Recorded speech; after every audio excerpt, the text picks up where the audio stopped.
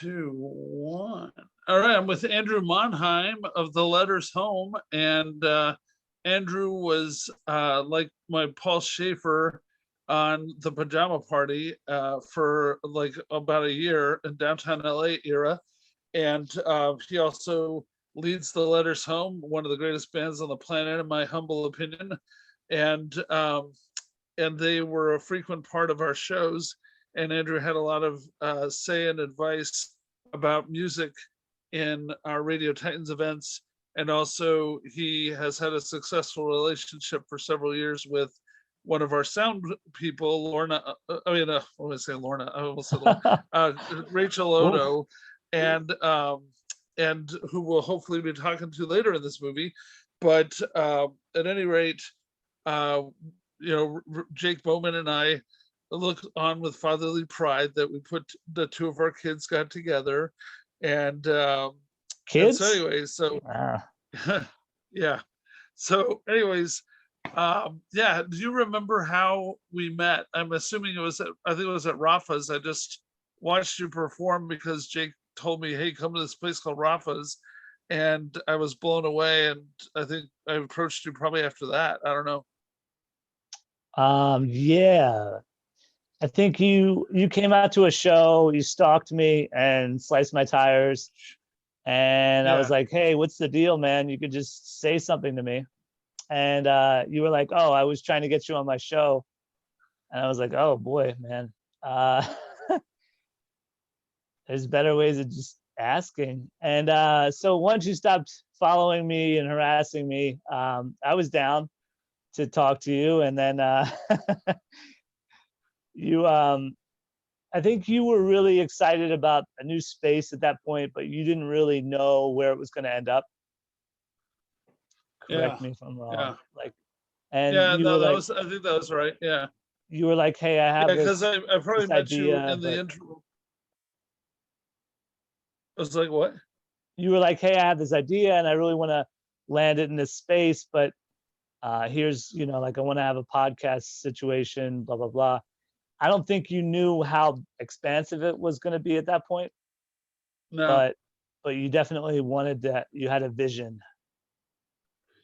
Well, thank you. Well, I mean, I guess I'm going to kind of throw these questions in no particular order, but one thing that I'm realizing as I'm doing interviews and people are bringing up things, there, like this one comic who you wouldn't know, he was like, before I even started in Hollywood, before everything, we did a test show, me and my original partner and a third guy that wound up dropping out early days. But the three of us talked our way into going to this one Comedy Store Comics apartment, and we taped a fake show on a tape recorder in this guy's apartment, and we were just trying to practice. Like, we didn't even know what podcasting was yet. We had no idea. And the point of me telling you this is that the guy said, you guys were so cutting edge, it's just unheard of. And I don't think you even realized that you guys were being cutting edge. You just kind of stumbled into it. But because he said in 2008, the idea of saying, hey, can I come over with a recording device and have a talk show in your apartment? He said, I thought you're out of your minds. And he says, and then all these years later, 90% of podcasts are done in people's apartments, screwing around together. And so the same thing I'd say that others have brought up. Is that your subtle way of trying to take credit for all podcasts? All of it, yeah. No, but the other thing that we're realizing is that other people have brought up that nobody in podcasting, at least back when we were doing this with you guys in 2014 and 15, and I still don't hear about it ever, that nobody was putting on all sorts of live shows. Like, like you might see a podcast do a tour of the podcast itself, but to stage, I think Tom Green concerts. Tom Green was doing a live stream from his house, and I think one person was doing something similar. But yeah, definitely not run of the mill, that's for sure.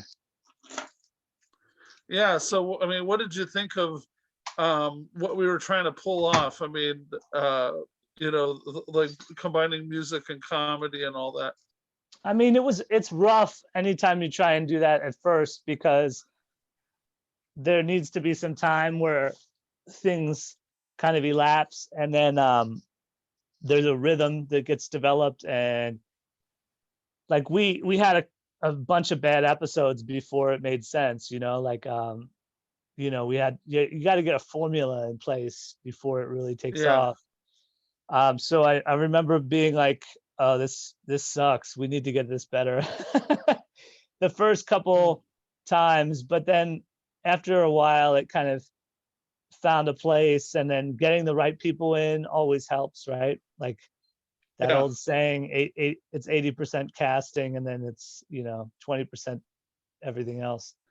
So Yeah. getting the right people in, getting the right acts in, once you're getting like a major touring comedian in, it changes the dynamic in a big way, right? And all of a sudden, ooh, excuse me, hold on one second. Getting a major touring comedian in changes the dynamic in a big way, and all of a sudden you're going from a small little project space doing something in the Macy's building to having a major comedian who's about to go on tour with another major comedian, and they're in on a weeknight, and you're talking to them. What was it, Monday or Tuesday we were doing that? It was Monday nights at 10 Monday o'clock. nights, yeah. Monday nights. So all of a sudden you're talking to, because no one's doing a gig on Monday night. So it's kind of that perfect recipe to get someone in. Yeah. Yeah. Do you remember any specific guests that, I mean, if you don't remember the names, it's cool. Because I'm going to be looking through the archives. Alonzo Bowden, right? Oh, yeah. Yeah. Alonzo was Bowden, probably, that was a good one. He's a good dude too. So that was a fun time. There was some, I think it wasn't always Melissa Villaseñor. She was really funny. She's on SNL now. Yeah. She was we great. had her once. I forgot. I knew she was on some other shows. We had her on Don't Pajama say that. Party. Don't say that. You have to be like, oh yeah, Melissa, right? Yeah. Of course. She was on my show. Yeah. Because you were probably sleeping at that point.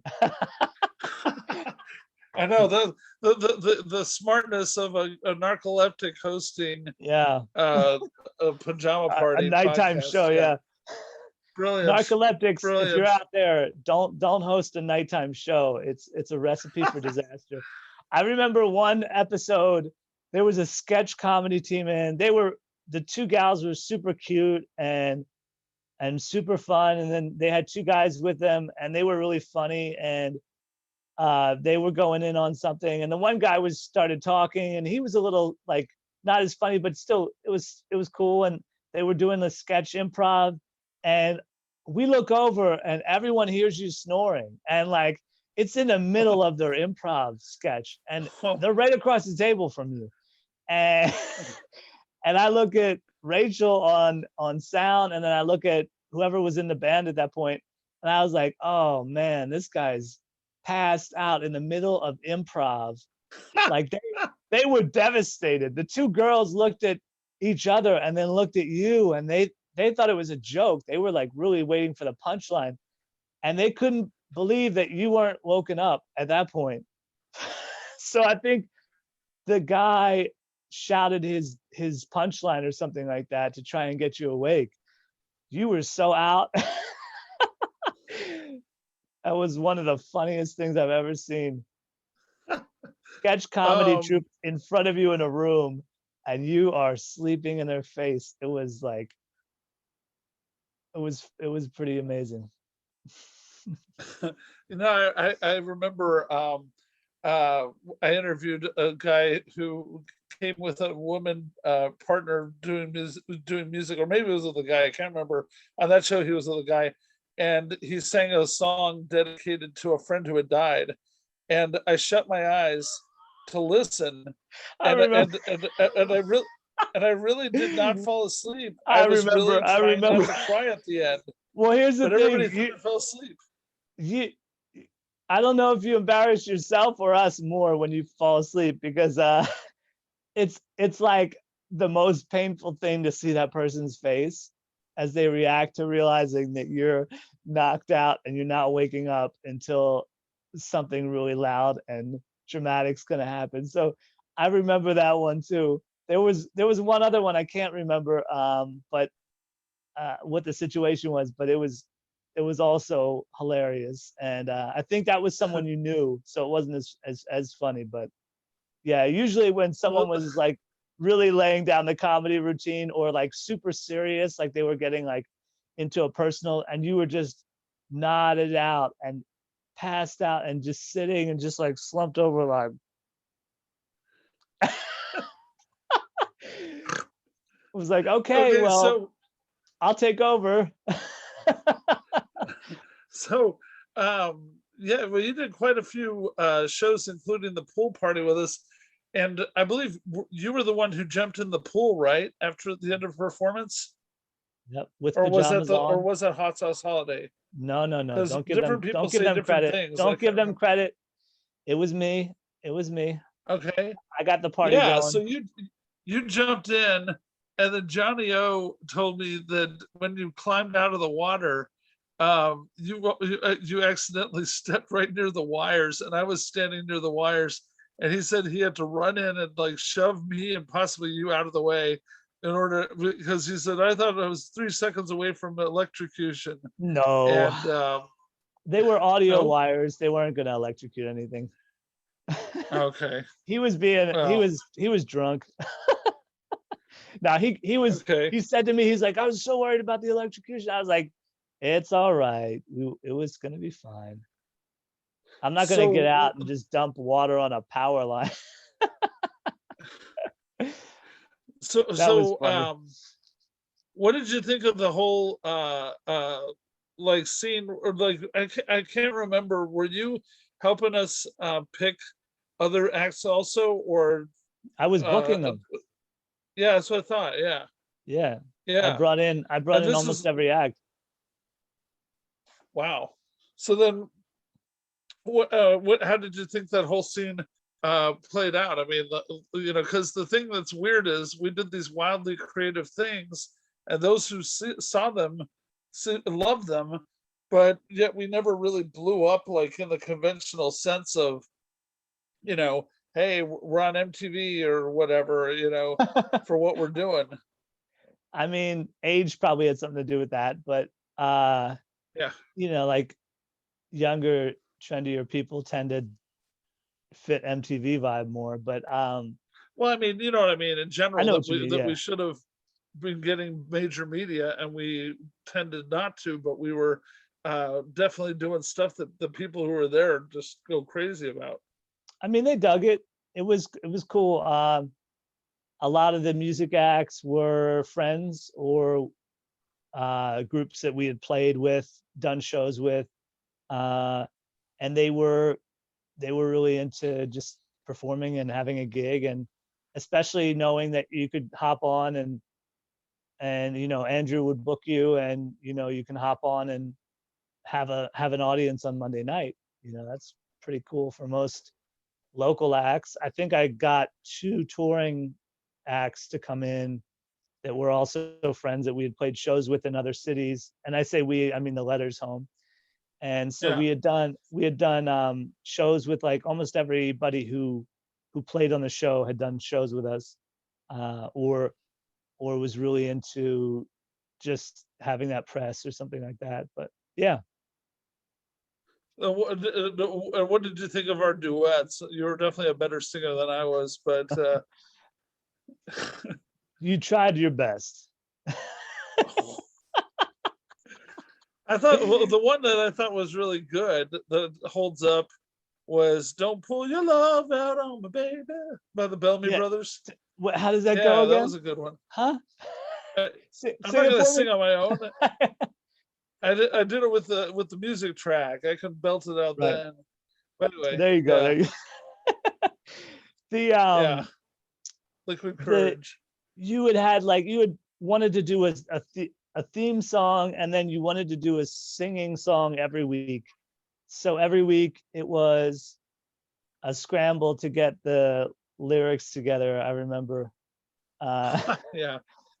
and printing out a copy for everyone, and no one would use them. Then everyone would kind of go from memory, and Yeah. then I think one of them you fell asleep mid song.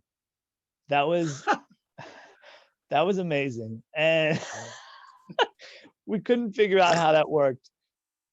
But it was a cool idea actually to have kind of like a performance every week where you're just kind of lip syncing. Now they would want sync and licensing fees from you for doing that, but you had done it before, so Oh, I like mean, if you were a podcast now and you were kind of on a major network, you would definitely be someone would be seeking licensing fees from you for that.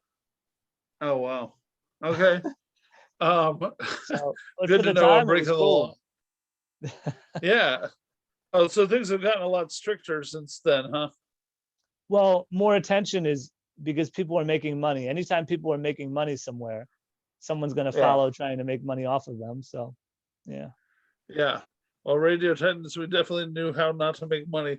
Um, You had some but sponsors at one point, though. You got the whole cast, or the whole the whole cast of people in pajamas for free.